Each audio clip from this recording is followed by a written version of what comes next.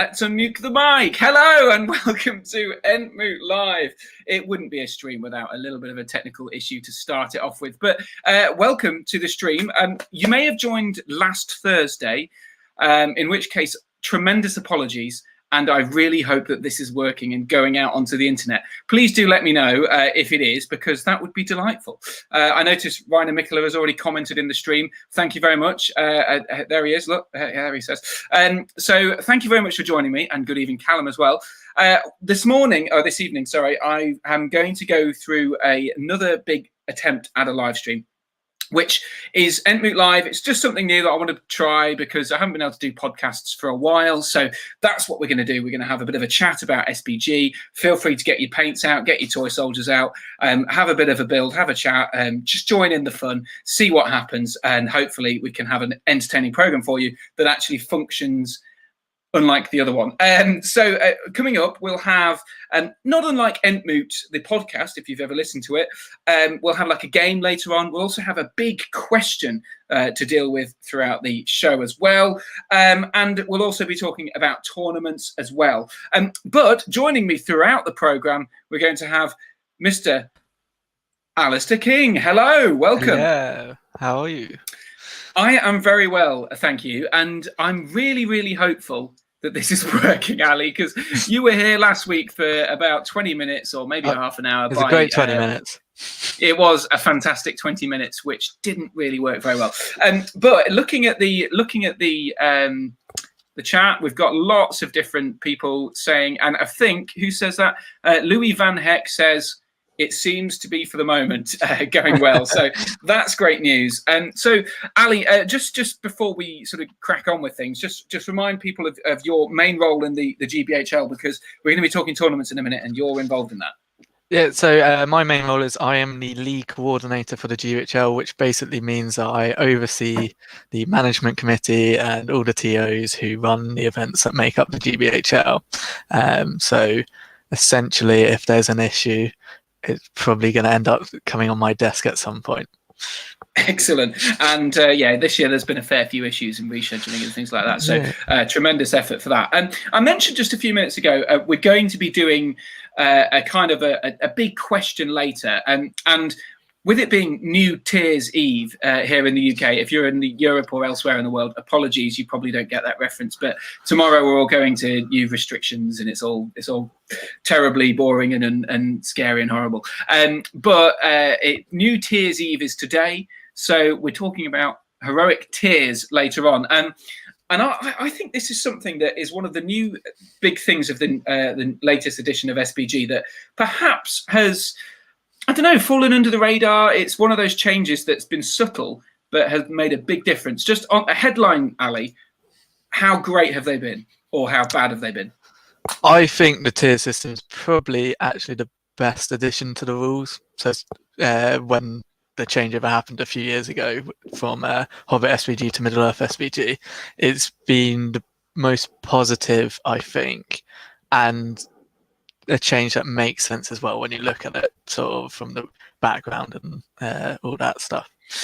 Yeah, 100%, 100%. Obviously, I'll be asking everyone at home for their opinions and maybe give examples of what you think. And I know, Ali, you've actually prepared for this and you have come up with some ideas of ways that it's improved the game and maybe ways that it has made the game a bit more annoying or downsides and that sort of stuff. So we'll be talking about that later. But the reason we've got you here for this very first show is kind of a good, happy news reason almost. Obviously, this year has been crap in terms of there's not been many tournaments. Actually playing games has been pretty tricky this year. It's not been ideal. But there's good news that actually we're going to be able to play tournaments soon. Yeah, so hopefully, about massive I don't know, worldwide pandemic point two. We've got a new calendar out and events are planning to take place in 2021, which is actually available at the moment on the GBHL website, which I think we're going to go through at some point. Yes, well, let's do it. As long as this all works, this should be fairly straightforward. So I'm just going to try and share the screen and we can see which one it is. It's this one. So we should be able to share this. So there you go. I hope you can see this because I can't see anything but this at the moment because I haven't turned my TV on. And in fact, I might do that now because while you're looking at the map. But Ali, just talk us through what you can see here, if you can see it as well. Hopefully you can. Yeah, I can see it. So basically, this is how the calendar document looks like, which you can find on the GBHL website.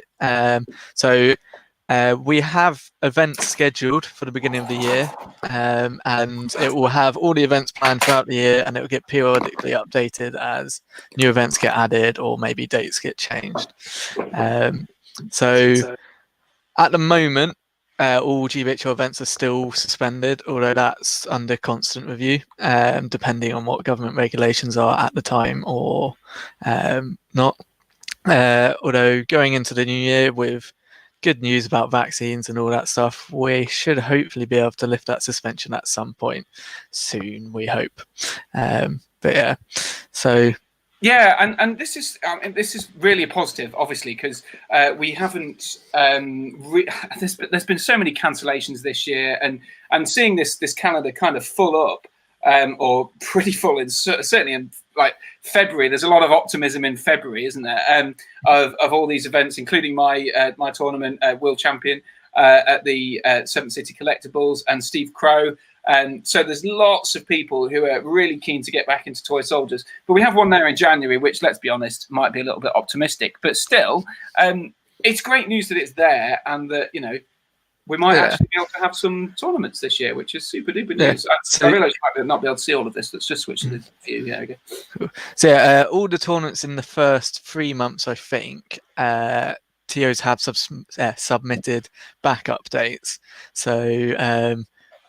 for us to plan ahead, because we know they may not be able to take place, especially earlier in the year, all of those TOs would have been asked for a back update. So unlike the last year where we had to sort of try and mess around with the calendar and fit things in, this year you should know in advance if you book a ticket for one of those tournaments when the back update will be, if it were to have to be pushed back. So that would be a good thing going forward. Yeah, I mean, it'd just be nice not to have that disruption for so much of the year, really, I guess. And while we're here talking about these tournaments, I thought it'd be fun to just have a little delve into one of those tournaments in particular. So we'll take that away. I'll believe me, I'll get to your comments in a bit. We'll have a read through and have a chat about all the stuff you've been asking. I know you've got some good questions. But let me just have a find of where we've got these images. So just do you know the exact details of the Into the West tournament, by the way, Alan? The exact details, as well, the points limit and the good. So yeah, more or less. So actually, Into the West, I originally started with my brother. Yeah. Is it 6 years? 5 or 6 years ago, and it's 450 points. You have the option of taking a good or an evil army or both, which I'll explain in a minute how that works. And then it's sort of 7 games across the weekend, and there's also secret missions. So a bit like you now can find at the back of the is it the match play guide, where you've got all the little missions. It's kind of those sort of things, but that came out after the secret missions got done at Into the West, so they're a bit different. So funny that, isn't it? A tournament that Jay's gone to a few years in a row. So there is 1 or 2 of them which actually have almost identical names, which Jay said was unintentional. But yeah, no. Right. So it's run by my brother now, because I moved away from the area and now running one in Winchester instead later in the year. So he runs it solo, and it's probably one of the biggest and most established tournaments on the scene now. Yeah, absolutely. And unusually low points as well, which is nice. Yeah. So I remember when it started, because there were so many events that were always 700, sort of 600 to sort of 800. And I was like, why don't we just do a low point one? And also because there wasn't much of a scene at the time, it was kind of like, let's do low points, people can get into it. It's usually the first or one of the first at the beginning of the year. So if you want to start a new army for the new year, it's kind of like a nice sort of gradual increase. You don't have to go straight in with an 1,000-point army. Yeah, absolutely. I mean, all you need to do is get Sauron and you're pretty much sorted, aren't you? So. That's definitely something you've done before. Yeah, exactly. Actually, well, let's just, before we sort of move into other things and address your comments again, if you're watching, thanks for joining. I can see lots of people there commenting. Drop your questions. We'd love to answer questions about the calendar, about tournaments next year, or just about SPG, or what the hell are you eating this evening? Have you had your advent calendar chocolate yet? I'll be having mine later. That sort of thing. Drop a comment in, let me know you're there, and I can give you some shout outs. But while we're here, let's have a analyze. I'm going to put some things on the screen which will cover us up. These sorts of things are quite interesting, because this is, people get to choose, didn't you said? So actually, people at the start of last year, this was 2020, people were pretty evenly split in terms of what they think is worth bringing to this for. So it's exactly equal, which I guess is a good sign for the I guess the meta or the game at 450 points. Yeah, it's actually compared to previous years, there used to be a lot heavier swing towards good armies, but last year, I don't know whether it shows because of like the release of more evil legendary legions and sort of stuff like that, but as you see, it got pretty much even spread across the board, which is quite impressive. Absolutely. Really. And especially, an even spread in terms of some people have chosen good, and they thought clearly, I'm going to win this tournament with good, or I only have a good armor, I suppose. Others, exactly the same number of people thought evil, and almost the same have gone, actually, I think they're even, so I'm going to do both, which is a brilliant idea, don't you think? Yeah. So just actually for anyone who wonders, when you go to the event, if you take both armies, you always use the opposite to what your opponent has, and then if you both have good and evil, then you just roll off as normal. So yeah, that's how it works for anyone who's interested. So it means that if you're really into the idea of narrative play and all that stuff, you're never going to have to force Rohan to fight against Rohan or Gondor or stuff like that. So I think that's what I really liked about going to. Did I go this? I did. I'm sure I went this year. It might have been the previous year I went, actually. But either way, I remember going, and I did play a lot with a certain army, but it was good fun because it meant that I was never playing blue on blue and never playing the wrong force, as it were. So it's really cool. So let's have a look at some more deets. We all have a good graph. You might be able to see me waving now from either side of it. But if you can read this, I hope you can on the quality. There's Ali covered up. It's actually a fairly even spread, although there was clearly a lot of people who thought Riders of Theoden were a great legendary legion to take this low points limit.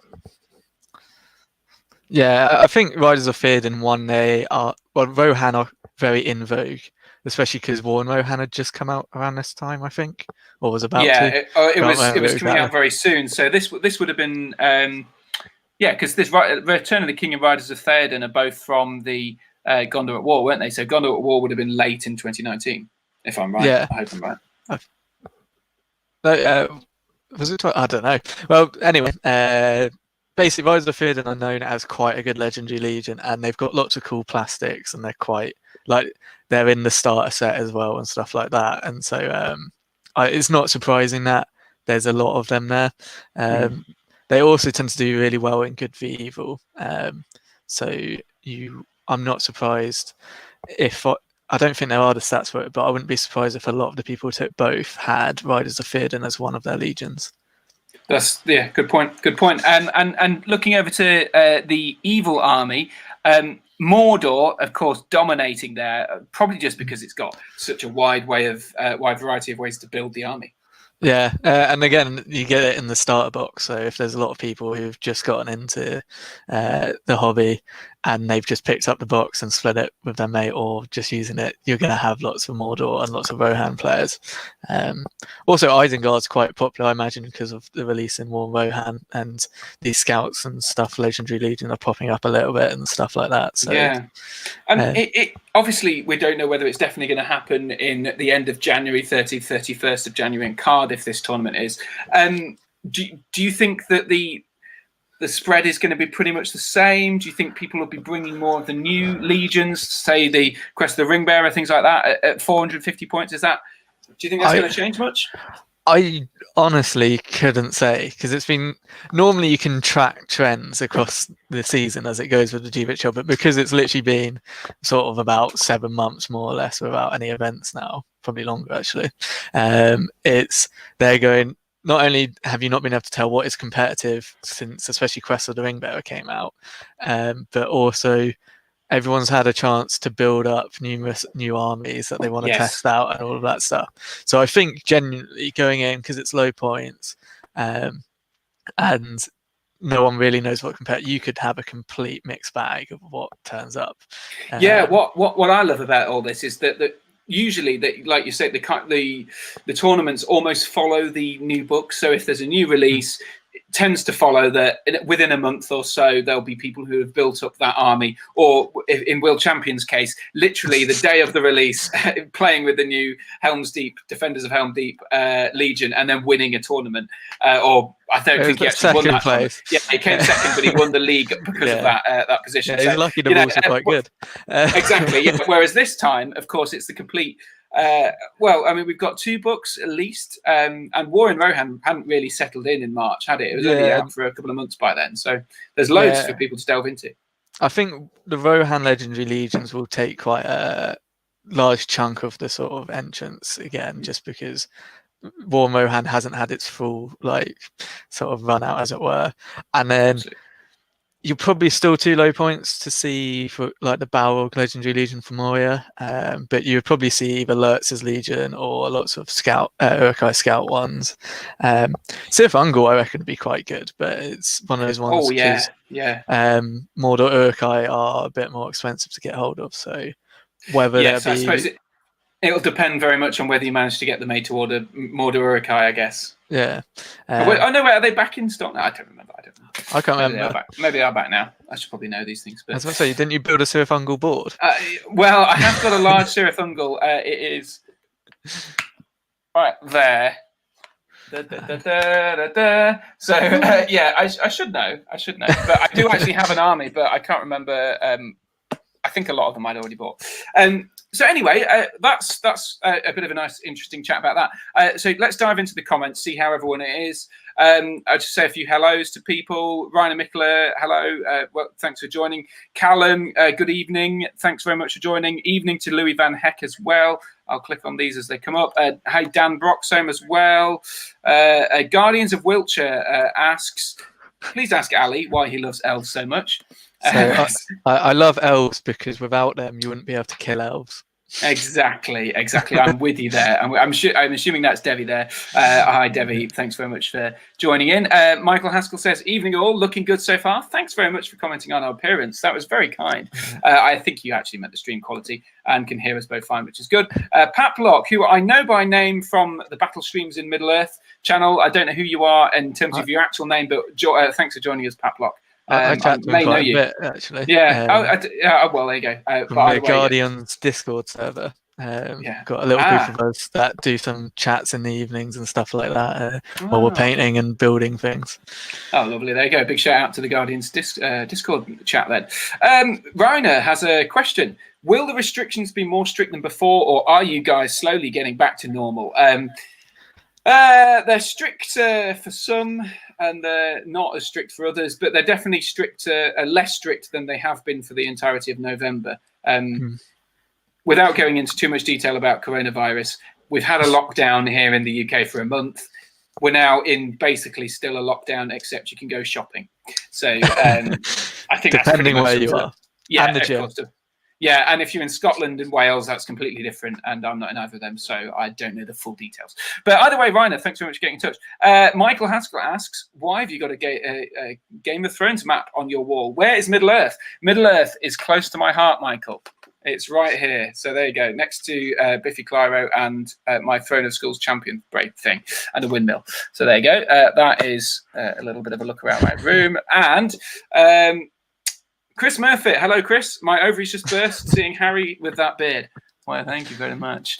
Frederick Schultz is in. Hello, Frederick. Hello, Top Table Gaming. I don't know whether that's Steve or Jay, but hello either way. Michael Haskell says, Into the West, highly recommended. Only managed once in 2018, but I hope to make it again. Frederick Schultz ate some bread soup. Excellent stuff, Frederick. Thanks for getting in touch about your food. I did ask for it, so I shouldn't be surprised that you did it. Fish finger butties for me.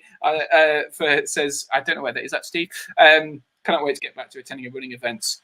So Jay probably, so Steve probably. Scouring will be something special when we can finally have it. Yes, I've been very much looking forward to Scouring of Cheshire. It's been on the agenda for what seems like years. I have to admit, I think like Steve has been like the touch of the curse every time he made an announcement of what Scouring was going to do last year. Immediately the day after, they would announce new rules or restrictions, which would completely invalidate what he said. Yeah, so Steve, no more announcing things until it's all fine. Dan Broxham says, loved Into the West, such a great time. Took some Last Alliance stuff. 450 points on Last Alliance. What, Dan? What was that? Because I'd imagine that would be the smaller heroes, maybe Isildur and Elrond, something like that. What would you do, Ali, at that point, Seville? Eristor, and then depending on how many models you want, Isildur, and then just elves and Numenor warriors. You could go a captain and then just bulk out as many models as possible. Be one of those things, depending on the tiers of the heroes. Of course, yeah.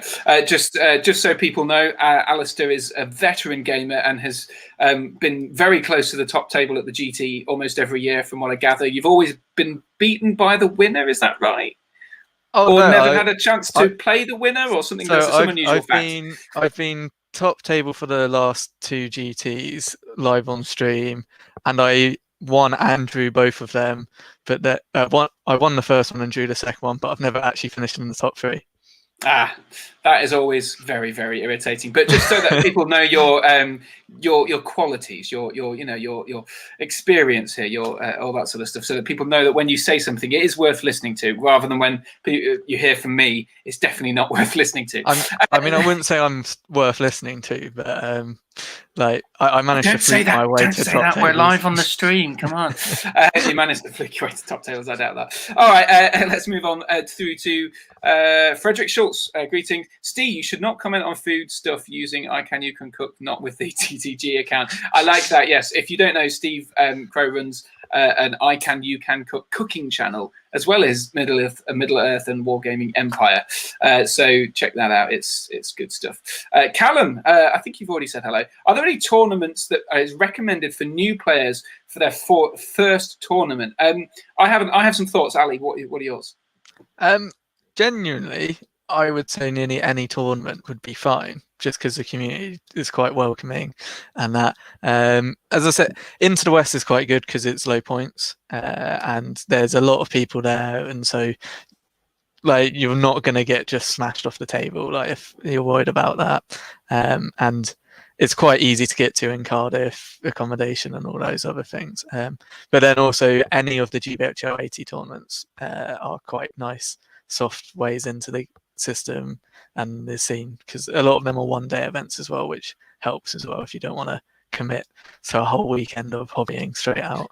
Yeah, absolutely. I mean, we've got the calendar here open up next to me, and this is all available if you search in the Great British Hobbit League for the Facebook page for the website, which is an unusual name. It's like the gbhl.wix. something or other.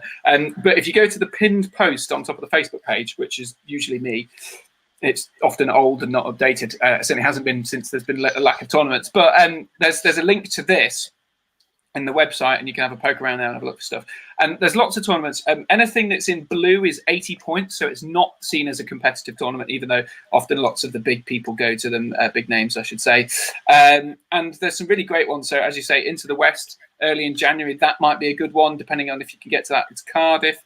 There's a few great ones. I would highly recommend Scouring of Cheshire if that happens. It's got huge capacity. Lots of the sort of known entities in the community go along to that one. It's all quite friendly and fun. There's some amazing boards built by Steve, which is brilliant. I'll give a shout out to World Champion as well, King's Call to Arms. I can't remember which one the King's Call to Arms is, but I think it's confused. Yeah, I'm not quite sure. I think it's the quite friendly. Is that the Battle Company one? Oh, yes, it will be. So maybe not if you're not into battle companies, but great if you are, because it's a great way of integrating a battle company into a normal tournament. There's mine, which is sold out, but there's actually, I think there might be a few tickets now. That's in Lincoln, which isn't always easy for me to get to. It's sold out, but not. It's sold out, and then as we've changed and fiddled around with things, it's all changed. But there's also, obviously, the Warhammer World tournaments are well worth going to.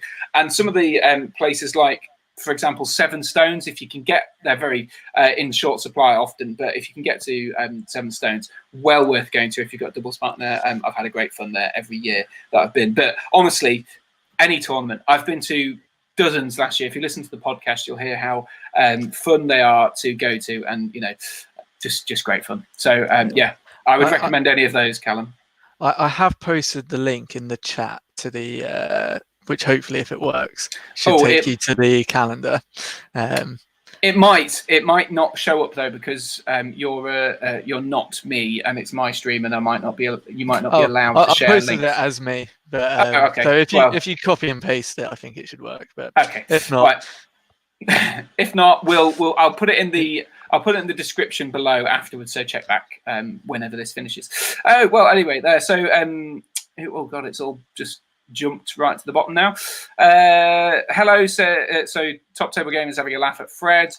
Battle Streams in Middle Earth has joined. That's Damien, I'm assuming. Evening to you. Thanks for popping along and joining in. Hopefully this is looking almost as slick as yours, although I hope you're not scared of the competition now.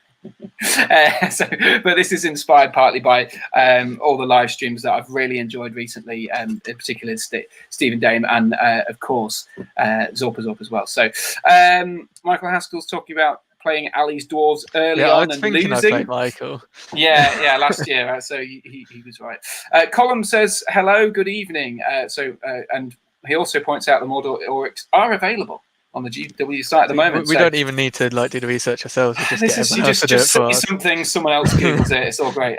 Only the metal orcs, that's what I was thinking of, were made to order. Says Frederick, thank you very much. David Di Gianantonio, I'm sorry about butchering your name. Hello and welcome to the live stream. Benji's Hobbies, that's Benjamin Bowles, formerly of the Top Table Gaming, is in the building. Evening, guys. Just want to say hi, but unfortunately can't stay. Okay. Well, hi anyway. He's long gone, so we can just say lots of things behind his back. Frederick says, spent last 2 days having my mum and aunt ordering SBG Christmas presents for my cousins and my brother because toy soldiers are confusing to normal people. Yeah. Have you ever been in that situation, Ali, where you've asked for something and it's gone really badly and someone's got you the wrong thing? So not quite, because I have the advantage that my brother's into it as well. So essentially my parents or whoever always has a reference point to go, they want this, what is this? And then like me or my brother or vice versa will just be like, okay, we'll just get it for you, and you just send us over and sort it all out, is how it normally works. So So basically, if you've got a sibling, get them into it, and then you're just solving your parents' problems for them. That is good. My girlfriend has sort of always been a bit scared of buying stuff for me, for toy soldiers, for presents, because of how specific it is. For example, if I say I want one packet of Osgiliath veterans or whatever it is, then she'll be like, oh no, what's Osgiliath? The ruins are there. Then there's Minas Tirith, and she's seen the film, she knows sort of what things are, so she can't find us, and so she gets all anxious about it. So I just say, you know what, I buy all my toy soldiers, which means I never get them for Christmas, which is sad. Does Games Workshop still do that thing where you can create a wish list, which you can just share the link? You can just share the link to that. So yeah, I would highly recommend that, Frederick, if you do that. Battle Streams in Middle Earth says, every time Ali says Cirith Ungol, a puppy dies. It is Cirith Ungol. I did say that right, but I didn't correct Ali. Cirith Ungol. Those poor puppies. Hey, we don't know why they're dying. It could be Damon just doing it as like a trigger, sort of, to deal with the stress of me pronouncing sacrificing it wrong. Puppies. It's like you made me do it. You made me do it. Yeah. Matt King, your brother, I believe, says evening all. You've missed us promoting your tournament. And Dan says Isildur and Arrestor. So very close to what you suggested, actually. That was in response to he took Last Alliance to Into the West, I believe. And Reiner says, hope this chat is as long as Damien's and Steve's, as I have roughly 100 Iron Hill dwarves to paint. Well, I don't think it'll be as long as Steve's and Damien's, but I hopefully we'll find something fun for you to hear about. And Callum says, thank you very much for the comments we had about the tournament. So hopefully that helped. I'm more interested about how you've got 100 Iron Hill stores without like having to remortgage a home. Yeah, or that something is like that. that is an Like, excessive number of Iron Hills dwarves. I mean, I definitely appreciate the fact that someone's got 100 Iron Hill stores that are out there. That is amazing. And so we have more big things to discuss, and I'd really like everyone to get involved in this as well. But in the meantime, in true Entmoot time-honoured fashion, this is the bit that I'm most looking forward to and possibly most worried about ending up being a bit rubbish. So bear with me, guys, for this bit. But essentially, I've got a game. It's going to be a play-along at home kind of game. So I want you to really get involved, really get stuck in. There's a good number of you out there watching that hopefully this means that you're enjoying yourself and you're engaged and you're watching the stream and not just streaming it on your phone and actually secretly doing other stuff. So I want you to pay attention to the next few minutes because I'm going to be playing a video clip from the Lord of the Rings films. And in this, I want you to pay attention very, very closely to the video clip. And the game is essentially answering a question, but I won't tell you what the question is until I have played the video clip. So you won't know what you're looking for. But this is kind of like, those, what are those games where you kind of have to guess what spot the difference, that kind of thing, where you kind of circle stuff in the background. You think, that's changed, or or that's changed, or that hasn't, or whatever. So this is that kind of thing. You're looking for minor details in the background or in the foreground of this video clip, and then I'm going to ask you a very serious question after it, if that's okay. So, Ali, do you understand that concept? I think so. You think so? Okay, we'll find out if I don't. Okay, well, we'll find out in a second. So let me get my video loaded up, and we should be able to. You're just playing the whole movie. Let's just get with the basically. Just filler for this stream. Filler. Yeah, I need. I've got a lot of time to fill. Right. Okay. So here's the clip. Let's kick it in act. Look, the orcs. They're moving off. You see, Mr. Furl. Some luck at last. Good to see the subtitles are working properly there.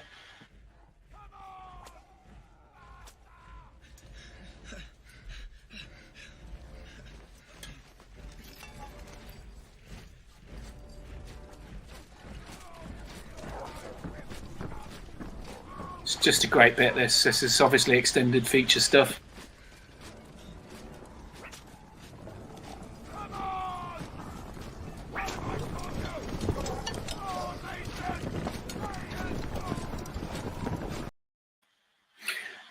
And there you go. That's the video clip. Okay. So I hope you were all watching, and I hope that YouTube knows that I've just stolen copyrighted content and is now flagging the video and not removing it from the stream and all that sort of stuff. So the question is, the first question, I should say, is, let me get the image that I've prepared in my exciting show. So the question is, what is this logo, Entmoot logo, covering up? So there you go. So Ali, please don't reveal your answers immediately because you might know 100% what it is. But what is the Entmoot logo covering up? Get on down in the comments right now. I want to know what you think. I really, really want to know what you think. Who's this? So people are saying Battle Streams in Middle Earth is saying it's like the Krypton Factor. Watching this, it is. Well, actually, I've never watched Krypton Factor. But it's funny. Right. I feel like that's showing someone's age. Yeah, it definitely is. I'm sure he won't appreciate that. Someone, Frederick Schultz, says, I'm working on a presentation for uni for Thursday, so he's too busy to play this game, as if. Let's see what we got. And Ryan says that he's doing proxies for Iron Hills. Which is actually fair enough for hundreds of pounds. And what else have we got? While you're answering the questions, we've got the hero. Yes, Ryan is continuing to say heroes are real Forge World stuff, but the warriors are from Conqueror models. We can't have that. Anyway, let's see. So Battle Streams in Middle Earth says, God, I used to love the Krypton Factor. Gordon Burns was such a leg.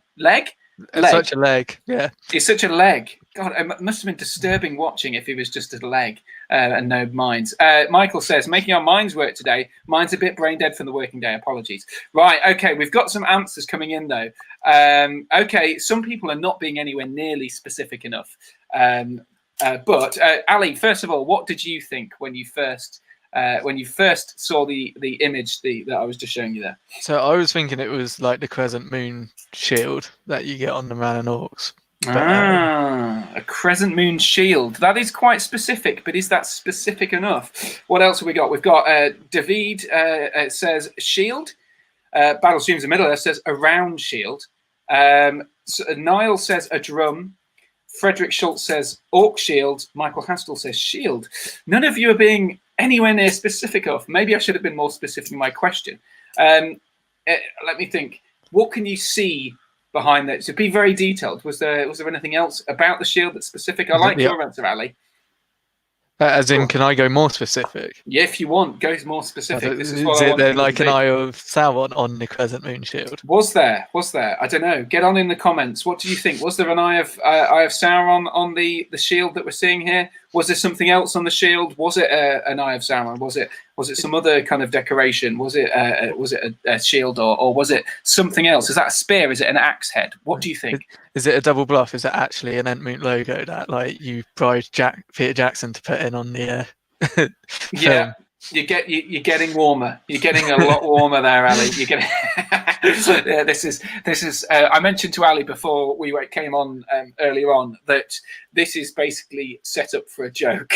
So hopefully this works. But okay, so let's just. I completely forgot about actually you saying that. Yeah, I know. This is a setup for a joke. I'm hoping this joke is going to not go badly. I've realised I forgot to put my ticker on the bottom.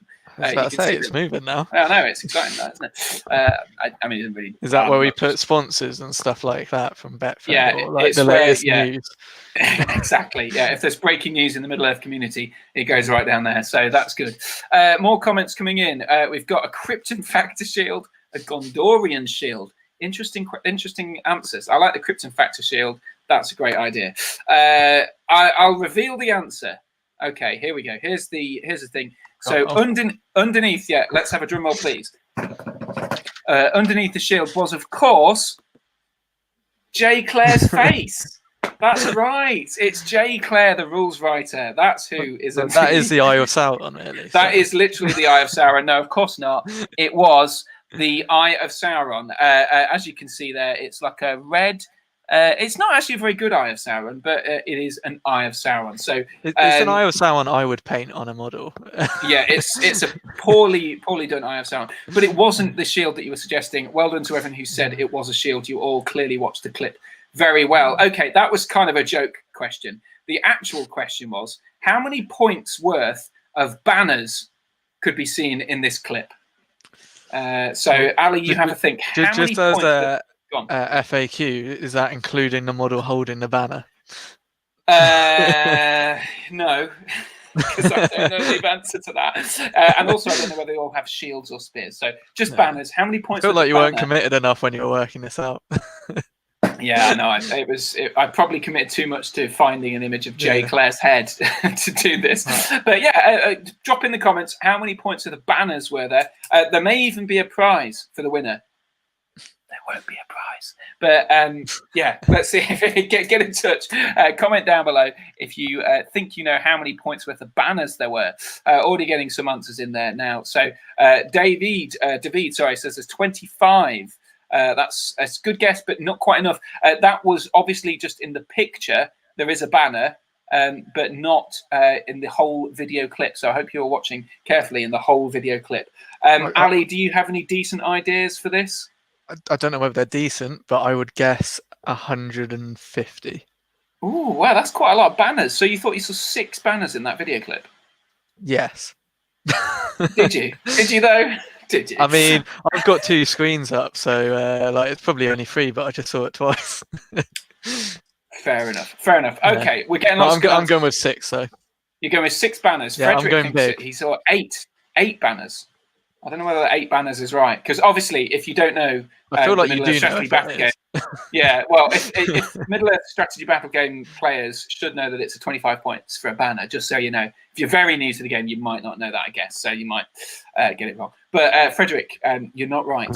Should we watch the full video again to find out and break the copyright rules again and see if we can do this? I think it's okay. We're adding value here. It's not really If we critique the video, then it's not against copyright because it's exactly. And I did definitely critique the video because I was pointing out the subtitles delay. Anyway, okay. So for the answers, I know lots of you have suggested one answer in particular. Let's see if you're all correct. Here we go. Let's get it all back up. Look, the orcs. They're moving off. You see, Mr. Furl? Some luck at last.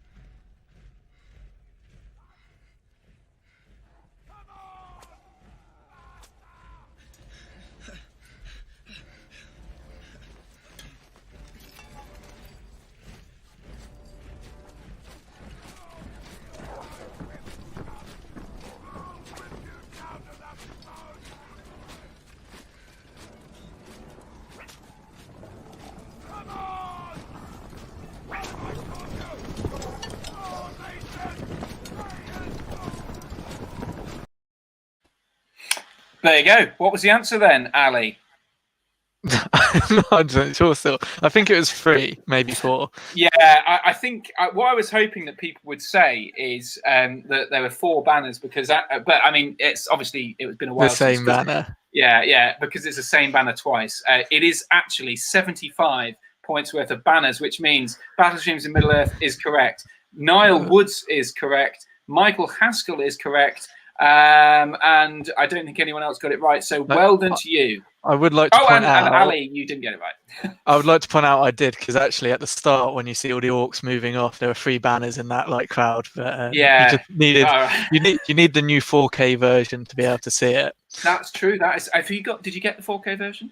No, I think I don't have a 4K TV, yeah, and also I'm probably going to wait until the fancy edition comes out in 6 months or whenever it is. Yes, I think I'm going to do the same. I don't have a 4K player. I have a 4K TV, but I don't have anything that's 4K that can play in it, so it's kind of pointless. We didn't realise that until you have to have a special Blu-ray player to play them. But anyway, well done to everyone. Michael Haskell says, "What's the Entmoot equivalent of a Freddo?" It's a Freddo still. A Frento. Maybe I should. I don't know. Maybe you should buy yourself a leaf. I don't know, lembas bread or something. It's something tree-ish. I mean, something tree-ish. Frogs Some lettuce. hang around on lily pads. Yeah, they do. That's true. So there you go. Steve will remember the Krypton Factor. He's of Krypton Factor age. Yes, he's true. Just what I need. 2 hotties on screen whilst I edit videos. Oh wow, Steve, you're multitasking there. If you, I don't know how you've got any hands for anything but edit. Anyway, so we've got Battle Streams of Nerf. Well done to Niall. Well done to Battle Streams of Nerf. Niall did a complete guess on that. So there you go. That's. I haven't got a name for that yet because, I mean, it's not really a thing. But there you go. That's. You could call it the Eye of Sauron because you got a yeah, because that's the very first inaugural Eye of Sauron game, and that is the game. So there you go. And so that means that we move on now to the sort of main topic of the show, which is big heroic tiers. So I mentioned this is because we're on New Tiers Eve here in the UK. So tomorrow we all change tiers and all that sort of stuff. But I wanted to talk about tiers that aren't massively depressing and require us to all, be inside and not have any joy in our lives. So I thought let's talk about heroic tiers. And I think it's one of those things in the game that actually, when you think about it, it's surprising that they didn't exist before, because it makes an awful lot of sense when you think, well, heroic tiers, they exist and they serve a really sensible function that one hero is more useful than another. I mean, Ali, we kind of touched on the headline earlier about heroic tiers. What do you think? I mean, generally, have they been an underappreciated update to SPG? I genuinely think they have been set. I think because it makes so much sense, people just haven't then like talked about it in the same way. Like I don't know, like Special Strikes when they first came out and stuff like that. But actually, I think going back into the history, because originally I think the reason why you didn't have heroic tiers to start off with is because the game started off that you didn't have even more bands to start off with. You could have one hero and like 50 Kazagard if you wanted to. And then because people were taking one hero and 50 Kazagard, they realized that probably wasn't quite right. So they then put the warband limitation in to sort of make armies more realistic and make sense and sort of stuff like that. And I think it was just then leading on to that going, oh, actually, if we're doing this, it then also makes sense that bigger heroes would lead more troops and smaller heroes wouldn't, and then have minor heroes and all that stuff. So I think it's literally just it was something that started as a rules sort of requirement for the game balance initially, and then has now progressed into not only does it work really well rules wise, but actually it makes a lot of sense just fluff background wise as well. Yeah, I think that's probably, I hadn't really thought about the progression of the game. You forget how things have changed so much over the sort of design period. What is it? Nearly 20 years now that they've been designing and making the game. So from those early scenarios by Rick Priestley, check out the video on the channel, and all the way up to modern day Jay Clare and newly Dan Entwistle joining the team in January. Yeah, I've decided any good stuff clearly is going to be Dan's. That comes forward, and anything we don't like is Jay. Every time we see Jay, we can just take the piss. Say, oh well, it's great that Dan's finally arrived. We needed someone to pick up some of the good stuff. And so back to what we're talking about. I totally agree. I genuinely think heroic tiers have transformed the game to something that actually makes a lot of sense. I mean, the main thing for me is that it's brought in those big hitters, those big characters that felt a little bit. I mean, obviously, rules changes have helped generally. People have got special rules and stuff, but it helps you bring people like Aragorn, King LSR, because now he's bringing 18 people. It makes you think twice about bringing him compared to, say, Beragond, who used to get a lot of tabletop play because he bought 12 characters for 30 points or whatever it is. But now Aragorn is actually worth bringing. Yeah, no, you don't get the sort of what you call mix and match sort of army so much where like you want to take Saruman but he can't lead anyone and he's really expensive. So I was like, oh well, I'll just chuck in Beragond and 12 Gondorians or Eowyn. And actually, to be fair, is Eowyn still she a minor hero? I can't remember now. Or a hero yes, I think she is a minor hero, isn't she? I'm sure someone will let us know. Yeah, pop in the comments. Is Dernhelm a different? I don't know. Yeah, but basically, like people just used to drop these characters in because they either wanted like the 12 Fountain Court Guard from Gondor, but they didn't want any to spend the points on the heroes because they want to use big heroes. So it just makes the list like actually list buildings are much more exciting now because you have to make a decision about what you want. Has he got a chocolate? But it's a fancy calendar. It's Thornton's. I know. I've treated myself. It is a reindeer. That's actually pretty good. Yeah. We were going to get an unboxing today. No, I know. I should put that in this secret unboxing of brand new Middle Earth characters. No, but yeah, usually you get like I think one year I had like a Christmas pudding or whatever, and it's really disappointing. But yeah, no, sorry, I did do that deliberately to distract you, but it kind of worked. But yeah, no, it is true that all of this has it's led to more balanced armies. It's led to more thematic armies, and it gives you genuine choices as well, which I think is the more choices there are in building an army list, the more diverse the game becomes, the more interesting the game becomes, and therefore the better the game becomes, I think. Yeah. Also, one of the it's not directly heroic, well, it kind of is, but that often gets overlooked is the fact that your general has to be the highest heroic tier, which actually massively influences how you build your list, or at least for me anyway. Because, for example, you may go take a Mirkwood army, and not Mirkwood, Gladriel, and then you go, oh, well, I'm going to take Gladriel. She's a hero of legend, which means she has to be the general. Yeah. But then she's a bit rubbish in Contest of Champions, so it's there going, do I actually want to take that risk or not? Or would I rather like not take her and take like Celeborn instead? Because then he can be the general and he's much better all round in those scenarios. So it's kind of one of those things that it adds that extra layer of thought process into how you build your army.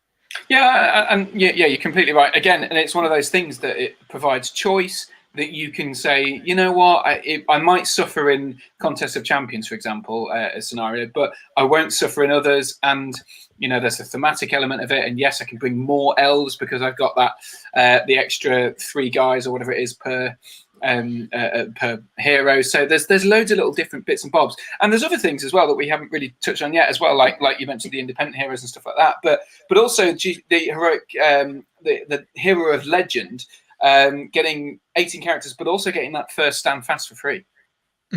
Yeah, no, it's actually I built a list the other day. It was actually an eagle one where I realised that I could field an army with 3 separate heroes of legends, but I had to choose them from certain lists because of where, like, for example, Gandalf was the hero of legend in the Fellowship, but he's not in the White Council. So it's there going. So I was looking at Eagles going, one of the Eagles list is green with the Fellowship, but then do I want Gandalf to be the hero of legend, or do I want him to be a hero of valor or similar stuff like that? Yeah, I forgot generally what your question was. I just went off the just go with it. I've forgotten what it was as well. But it's fine. But I was talking about the stand fast as well. Which I think is one of the things that is really, really.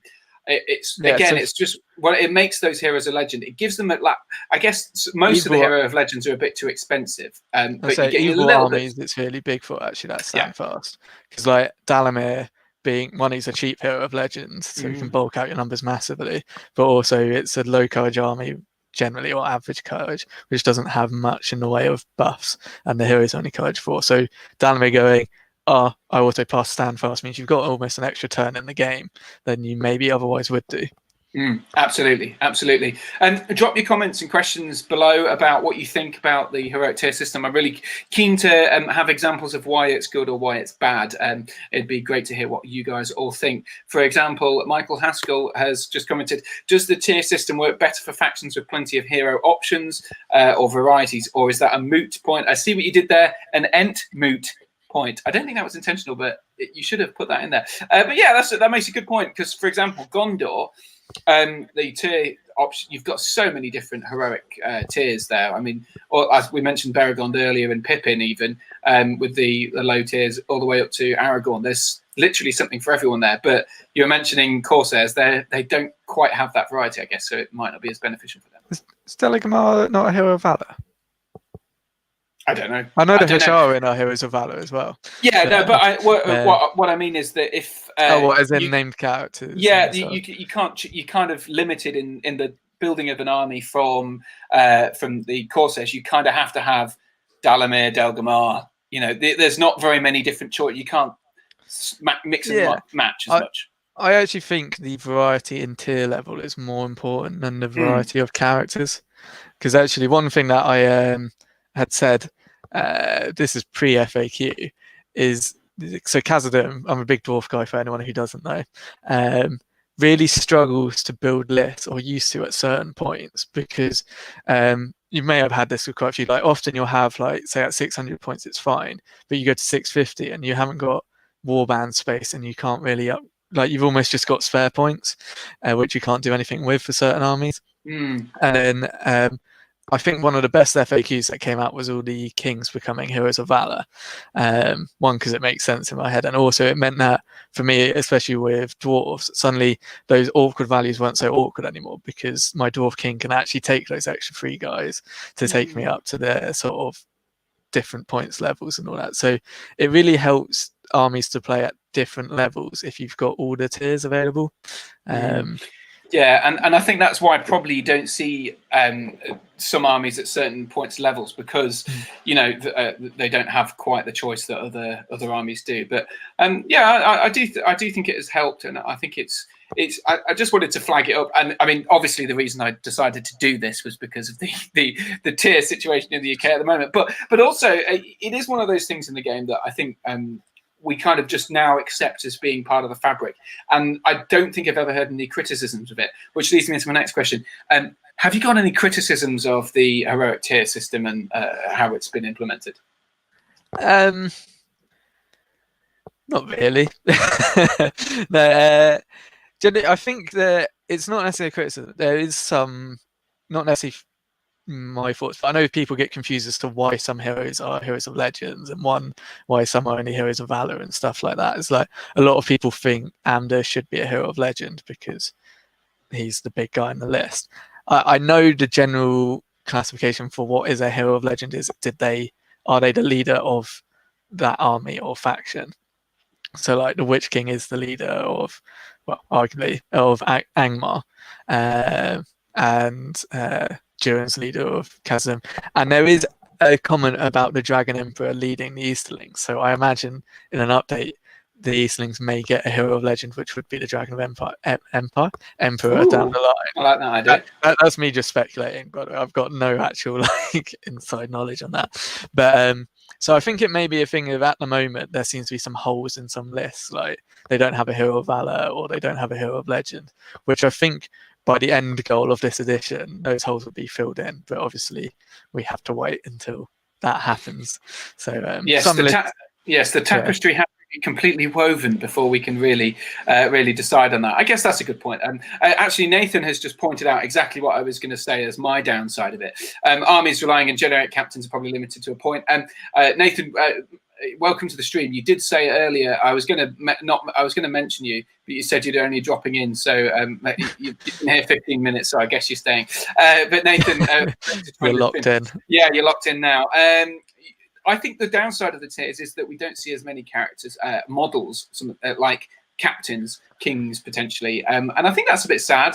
I think it's better that we get to see Aragorn, King Elisar, and stuff like that, and Sauron. But equally, it's a bit of a shame that we don't get some of those. I would have agreed with that if it was before the I don't know, the FAQ where the kings became heroes of valor, because now they are heroes of valor.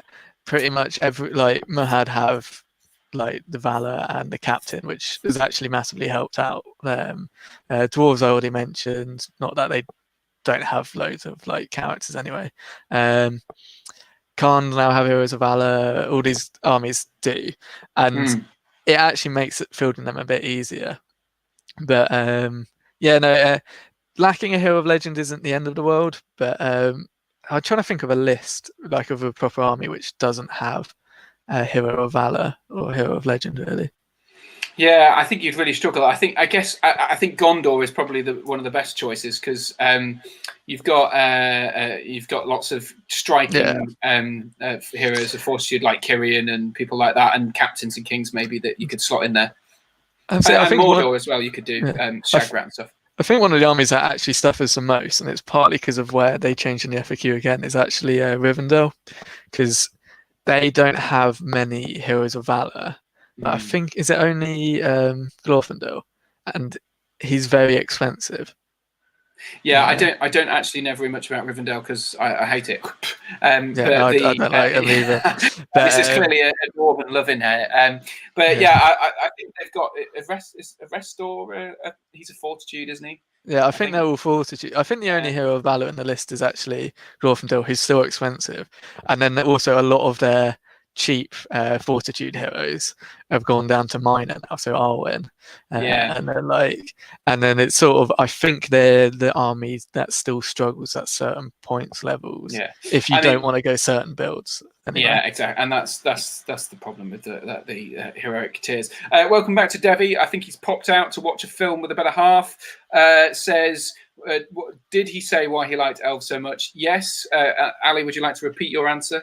Yeah, I like elves because without them I wouldn't be able to kill elves. Yeah, that's a very good point. Farharad with a hero of valor is definitely most helpful. Yeah, I tell you, I think that's a good point. Because I know Devi plays with Farharad a fair bit, doesn't he? But I think it's certainly helped out lots of, and that's also part of the FAQ, wasn't it? The improvements to that. But I think those armies that those factions perhaps that didn't have the flexibility that they used to have, like Farharad. So just having a king or a chieftain, having those being able to lead only 12 each kind of limits the army to very specific points values, whereas now it's got that little bit more wiggle room to blend around a bit more.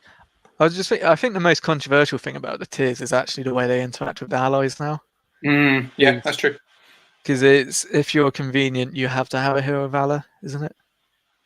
Yes, I think it's you have to have valor if you're convenient, and then fortitude if you're green. Yeah. Green. Yeah. Which is interesting. I feel like that was more done to try and balance up rules and people dropping in like little armies and that. Yeah, stopping you putting Kurdan and the Shades and stuff like that in. But yeah, but I guess that's the reason. But yeah. For me, it hasn't directly affected me just because of the armies that I take tend to just be dwarfs, at least historically. But I know it can hinder a lot of sort of things. But I think it has meant that there's a little oddities like Boromir of Gondor can be taken in a Gondor. So Boromir from the Fellowship can be taken in a Gondor army. Yeah. Because even though convenient, he's a hero of valor in the Fellowship list, which that is a weird one because you can have some odd alliances where you've got Boromir of Gondor instead of the Boromir of Gondor in many ways. But but it's not as an issue with the tier system. Also, maybe the tiers that some heroes are in the specific lists. And Dan's just made a comment relatively similar to that they agree what they tried to do with the FAQ. Too many of certain characters slotted into lists that shouldn't be there. Exactly that. Although you could argue that there are still some characters like that perhaps. I don't think there are any major issue ones now. I think Boromir is probably the worst offender, and it's not end of the world really. Yeah, and also Galadriel, Lady of Light, seems to find a way into lots of different lists. Just because I think she's allied with quite a lot of people as well. Because she's White Council, so she's yellow with pretty much everyone. Which, to be honest, I don't have as big an issue with. I guess I think maybe it's because I'm thinking of her as being the lady from Lothlorien who's kind of chilling out in the woods and is unlikely to go anywhere. Whereas obviously in the Hobbit film she went out and kicked some ass. So I genuinely would like actually to have a Bjorn-esque Galadriel profile one day. So as in you can supercharger. There you go, Dan. There's your first job for you when the new rules writing. Well, give me a Galadriel which can be on itself. Not that I'll use it because she's an elf, but but it'll be fun to play against. I assume, unless it's OP, which all elves are. Welcome to Destro the Dexterous. Nice. I just wanted a war priest in my Khand army. Now he needs a whole contingent from the Easterling list to do it. Does he? Yeah. He's Fortitude, isn't he? They're green. So I'm pretty sure you can. Yeah, you can. Because the war priest is like the one shaman who. Ali, did you get the joke? Yeah. You canned. Yeah, that's good. So I just want to flag that up. But anyway, sorry, go on.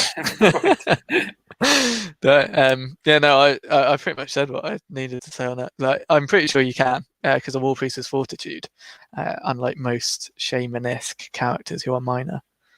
Yeah, absolutely. Yeah, sorry, I just wanted to emphasise my joke a little bit more there at the bottom. I kind of agree though. It's frustrating. Oh, and Houstonian greetings, by the way, from DJ. So you're in Houston. That's pretty cool. What's that, like 3:00 in the afternoon, something like that? Nice. Thanks for joining us. As if it's that Houston. I feel like Houston's one of those things which is probably a couple around the world.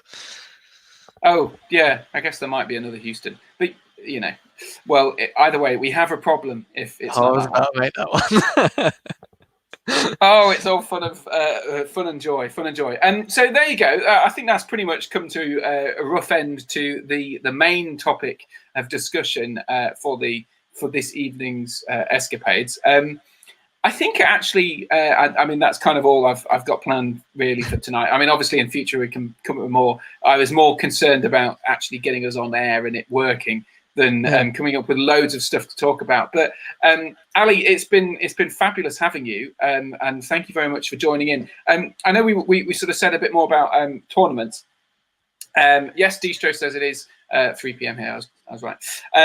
We were talking about tournaments earlier about the various different changes. I know that there are a few things you wanted to mention about maybe people wanting to host their own tournaments. Do you have anything you want to say about that? Pretty much in terms of when it comes to if you are interested or have a gaming club that's interested in hosting an event, you can do. It's really easy. Once again, you just go on the website and there's a application form just fill that out, send the dates that you prefer in. We would normally advise you look at the calendar first just to see if there's any clashes. And then our schedule organizer person, coordinator, that's the word, will get back to you, and then you can host your own events. Usually if you're a first-time event holder, you only can get an 80-pointer to start off with, which are the less competitive events, just so you can kind of ease yourself in. And yeah, it's that simple. But yeah, so if you want to host an event, let us know. Do it now if you want to do one next year, because it's going to be the calendar is already filling up. It's going to be a lot harder for us to fit you in if you only ask us a couple of months in advance. So the earlier, the better. Yeah, so. No, I was just going to say there are. I was trying to show us the website, but the website doesn't ever work when I type in the actual address. It only seems to work from links. I think there's like a thing after the slash that I need to put in. But if you go to the GBHL website, which is going to be pinned, I'm going to share this video into a pinned post on the Games Workshop, in the GBHL Facebook. Games Workshop website. yeah, that'd be ace. Well, maybe not. Onto the GBHL page for a bit, just so that people can hear some of the discussion about tournaments and stuff like that. I hope that's okay with the admin and the GBHL page. I guess I'm one of them now.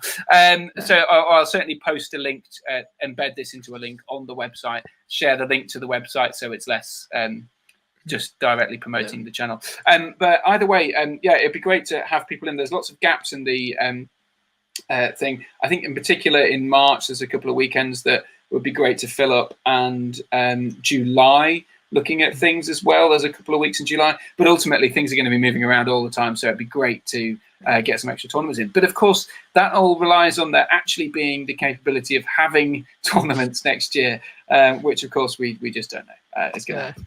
So, also, on a slightly related note, we will be having a couple of vacant positions on the management committee coming up.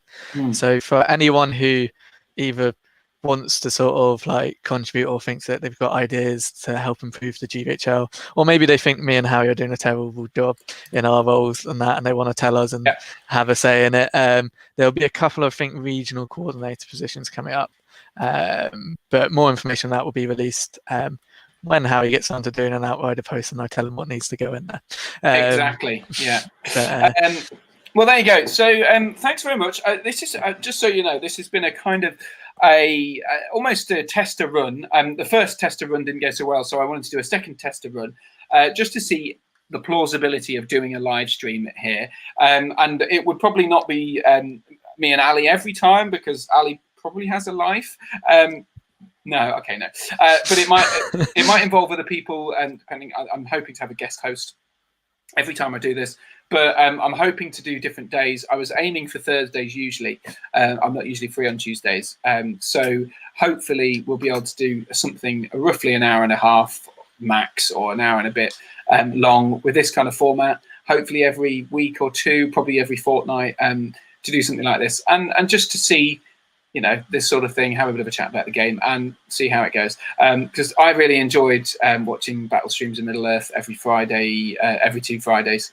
Well, every Friday per fortnight, or whatever it is. I can't work out how to phrase that sentence properly. Once a fortnight. Yeah, on a Friday, once a fortnight is probably the best way of saying it. Yeah, or fortnightly on a Friday. Yeah, something like that. You know, words and stuff. So I'd like to, you know, I've enjoyed that, and I thought, well, I can't do the podcast in the usual way, and it's nice to do something a bit different and a bit fun. So hopefully you've liked it, and hopefully the internet has been good enough quality. Do let me know in the comments below if you've enjoyed it, and have any pointers. What would you like to see more of? What would you like to see less of? The games, the dad jokes, everything like that. You know? Less of us. Less of us, just more of the film. So I could just put a 15-minute clip of the film in. So with what Nathan has just said, I think it's fair to end the stream there. But thanks very much for joining us, and hopefully you can be in next time. I'll obviously put a bit more advanced notice of when the next stream will be, because I'll keep testing stuff. So thanks very much for watching, and Ali, thanks for joining in the stream. It's been an absolute pleasure. I hope you have a good evening, everyone. Cheerio. Bye-bye.